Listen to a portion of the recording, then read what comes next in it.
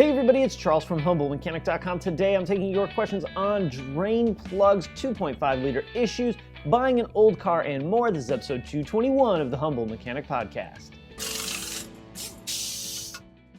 All right, if you want to get a question on a show like this, email me, charles@humblemechanic.com. Put question for Charles in the subject.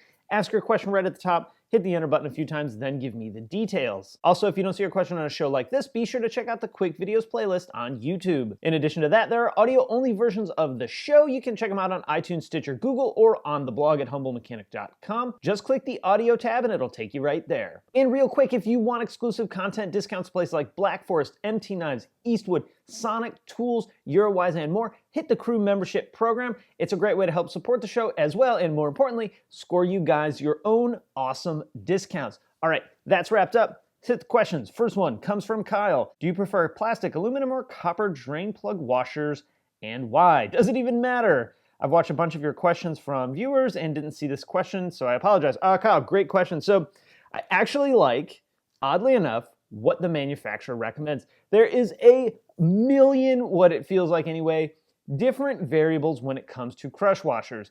There's the plain aluminum that's flat on both sides. There's the aluminum that looks like a little rounded piece. There's copper, there's plastic, there's rubber. And then there's the guy that I used to work with that would hack drain plug crush washers off and put a little silicone sealant around them because he couldn't ever get them to seal properly. Little did he know he was totally destroying the drain plug. I also like replacing the drain plug periodically as needed. But what's the best one? Well, it really depends on the pan and what the composition of the pan is, as well as the drain plug. So for example, let's run through a handful of VW ones. Aluminum pan with the steel drain plug, pretty much all of them got the aluminum flat crush washer. Then we had the steel pan with the steel drain plug. Some of those got copper, like the Mark IVs, the later ones, got Mark IVs, and some of them, like the Phaetons, for example, got the rounded ones. We had aluminum pans on the Touareg that got a wide, flat one from the factory, but we actually found that the domed one or the rounded one worked a little bit better for sealing. There was some steel pans and steel drain plugs that got copper. It really all depended. So what do I like to do? I like to put on what came off, especially if it wasn't leaking. Oh, I forgot the composite oil pans that have the composite drain plug that have a little round O-ring in them that actually seal pretty darn well. So what I like to do is put on what has come off, especially again if it's not leaking. If it wasn't leaking, that means the pan is in good integrity, the drain plug is good, the crush washer is good, and it was probably torqued properly. Right now, the GTI has an aluminum crush washer with a steel plug and a steel pan. The Passat has an aluminum pan with a steel drain plug and an aluminum crush washer.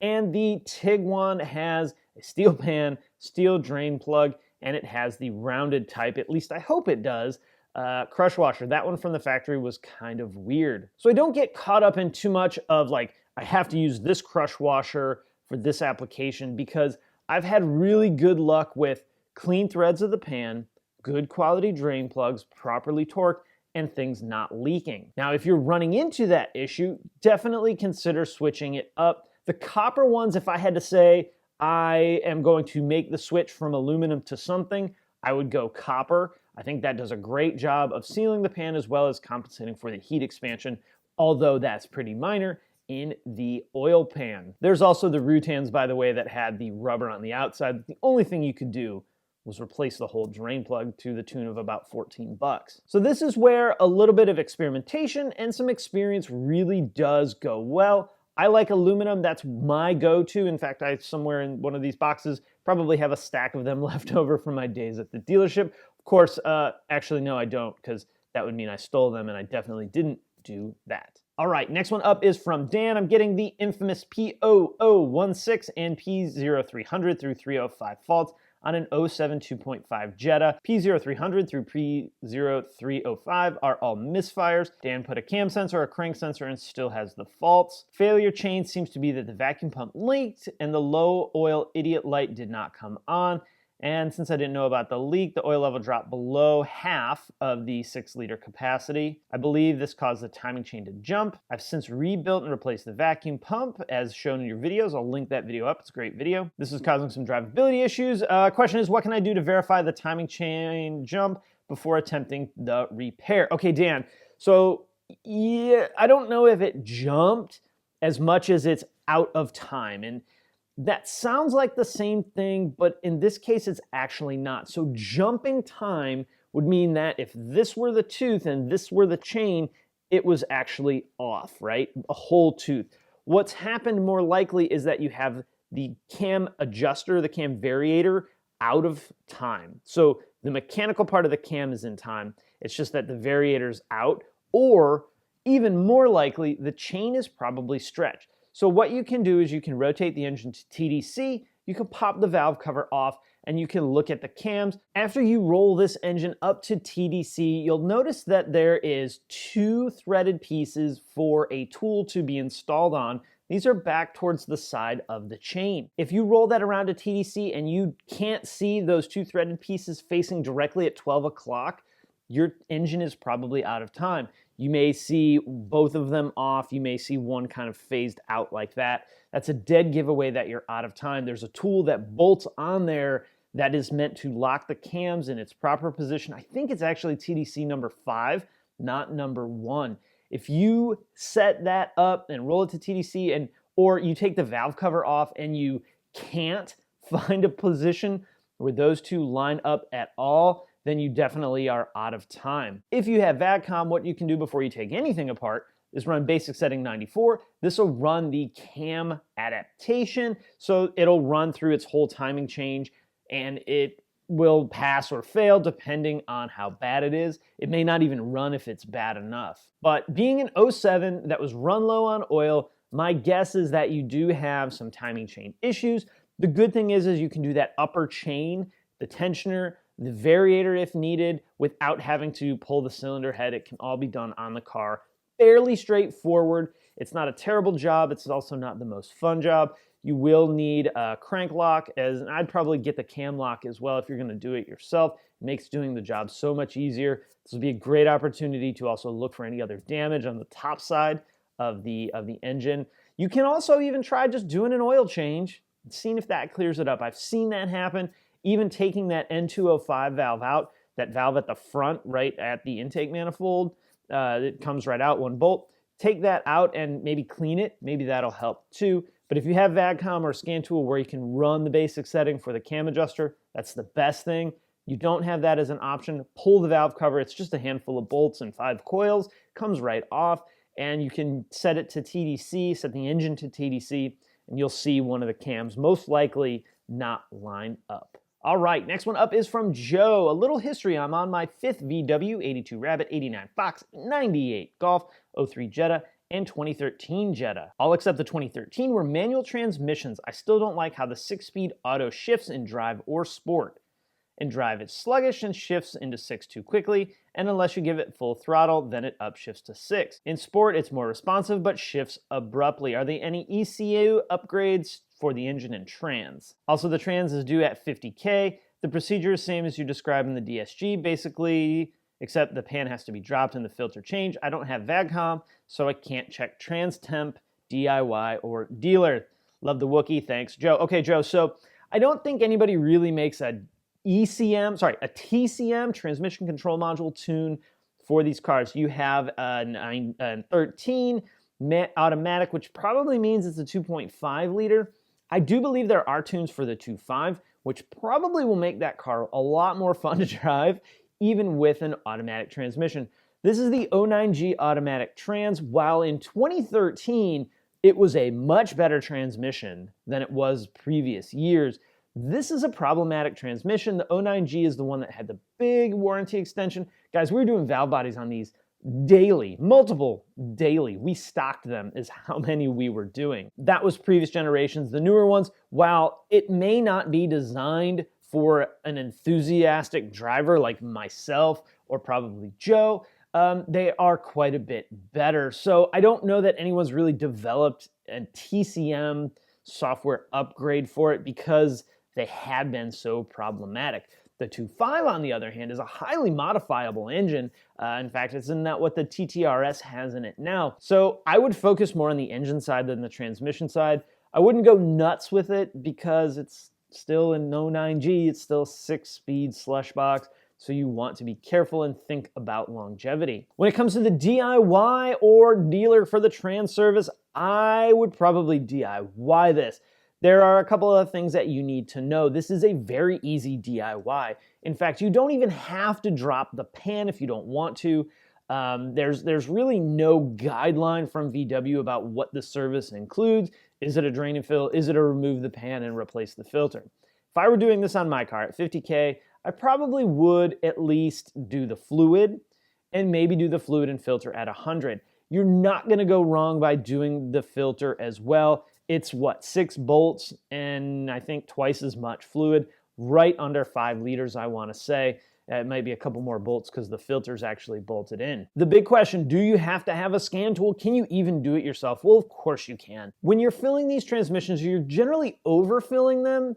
Then when you hit that strike temperature, you are expected to see a certain amount of dribble out of the transmission fill hole, indicating that the level is correct. This is exactly the same as the way the DSG is. You're gonna find that it's probably gonna be a little harder to get the fluid in.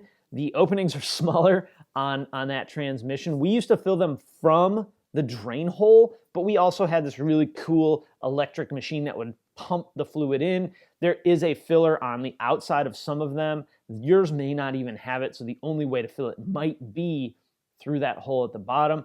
I've seen people take the cooler off the top and fill it that way. That seems like a bad idea to me, that you're flirting with disaster, potentially causing a transmission fluid leak by messing up the seals on those screws that hold the cooler in. So you're gonna fight it a little bit more. You're probably going to lose a little bit more. I'd buy an extra liter. If you put 5 liters in it, you're gonna get really darn close to what you need for that proper fluid level. What you can do is measure how much comes out and put a little bit more in than came out. That's not the right way, okay? That's not by the book way, that's not the way you're supposed to do it, but that is a pretty decent guideline to go by when you're filling those transmissions. Just put a little bit more in than you took out.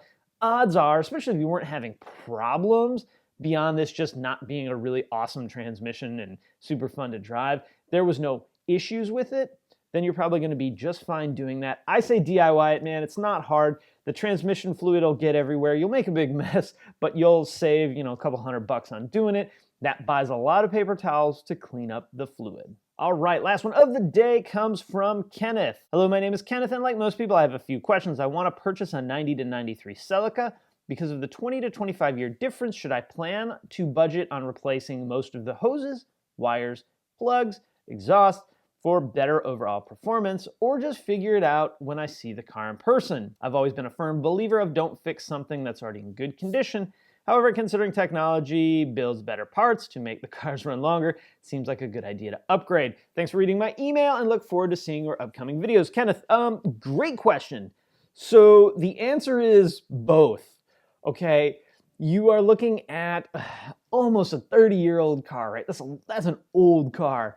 By today's standards, put a 30-year-old car next to a 2018 model year, and they don't look like they're from the same century, which, funny enough, they're not.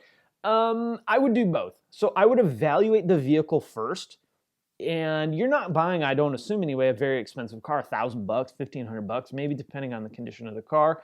I don't know what a 90 Celica goes for these days, but I can't imagine it's a whole lot. If you get that car, and let's say it's in perfect condition, I would set aside a handful of hundreds of dollars to replace things like coolant hoses, vacuum lines, spark plug wires, spark plugs, distributor if it's distributor driven, all the stuff, right? I would still set that money aside. Let's say it's perfect and you don't have to worry about any of those things. You're gonna find other things that you never even thought of to have to replace. Bushings inside the manual gearbox shifter assembly, a rear wheel bearing, brake caliper screws, a fuel line, I don't know, name the part, right? A seatbelt buckle.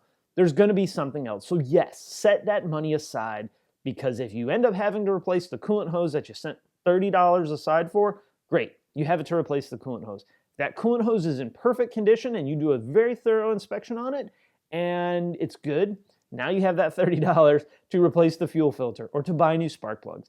So for me, if I were looking at this and call it a $1,500 car, I'd probably set aside another $1,500 to $2,500 to fix things that are broken, especially if this is going to be your daily driven car. If this is a project car, it's not as big of a deal. You know, do parts as they come. You may not need to get all that stuff, but if you're relying on this car to get your butt to work on time every day, yeah, you need to set a little bit more money aside to not only cover the repairs you're planning for, coolant hoses, spark plugs, etc., but the things you never even thought of, like a wiper motor not working or a tail light out, and you need that to replace to pass your state inspection. All right, guys, I'm gonna wrap it up there. Questions, comments, you know what to do if you like the video. Hit that thumbs up button, always appreciate that. Don't forget to subscribe on YouTube and over on the blog at HumbleMechanic.com. Follow me on all the normal social platforms, Facebook, Twitter, Instagram, and of course on Snapchat.